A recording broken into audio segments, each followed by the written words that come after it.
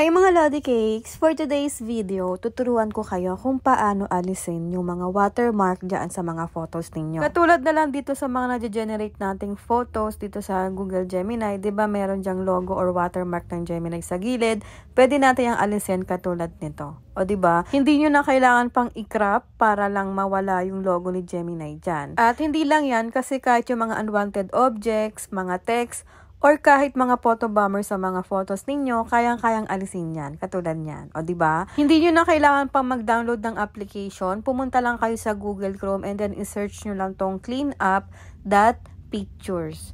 Tapos dito, sa pinakaunahan, ito yung pipindutin ninyo. Tapos dito, makikita nyo yung tap here to load your picture. Pipindutin nyo lang yan. And then, i-upload nyo lang dito yung photos ninyo na aalisin natin yung watermark. For example, yung logo ni Gemini, ito, alisin natin yan. So, dito, pipindutin nyo itong continue with SD. Huwag nyo pong pipindutin yung try pro for 3 days. Yung continue with SD yung pipindutin ninyo. Tapos, dito, pipindutin nyo itong eraser icon. And then, i-adjust natin dito yung amount ng brush.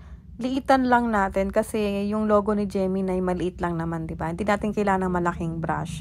So, yan, liitan natin, adjust natin. Tapos, i-shade nyo na dito yung logo ni Gemini. And then, after nyo ma-shade, pipinutin nyo tong clean. Tapos, ayan, diba? Ganun lang kasimple. Wala na yung logo dyan ni Gemini sa mga photos ninyo. Tapos, para ma-save, nakikita nyo tong save icon sa taas. Pipinutin nyo lang yan. And then, matik na yan, masasave na yan sa gallery ninyo. Para i-generate kayo ng mga AI photos, wala makikita ang logo ni Gemini. Kasi alam ko yung iba sa inyo, kinakrap pa para lang mawala yung logo ni Gemini. So, dyan, hindi na kailangan pang mag-crop.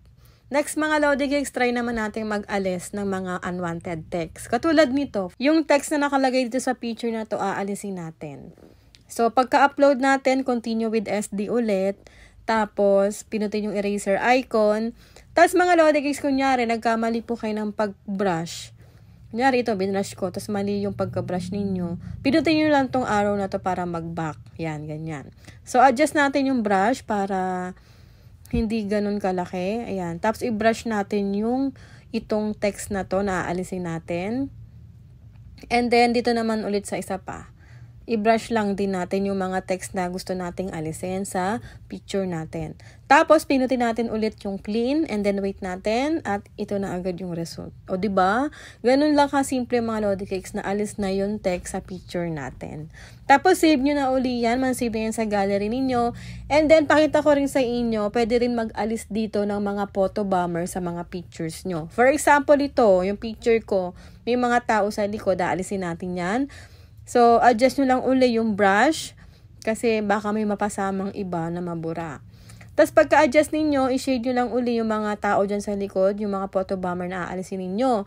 Pwede nyo rin yan i-zoom. Pinutin nyo lang tong magnifying lens dito, tapos i-zoom in nyo na para mabilis nyo siyang ma-shade at ma-shade nyo siya ng mabuti kasi maliit, diba? So, i-zoom lang natin para ma-shade natin ng maayos and then pipindutin natin yung clean.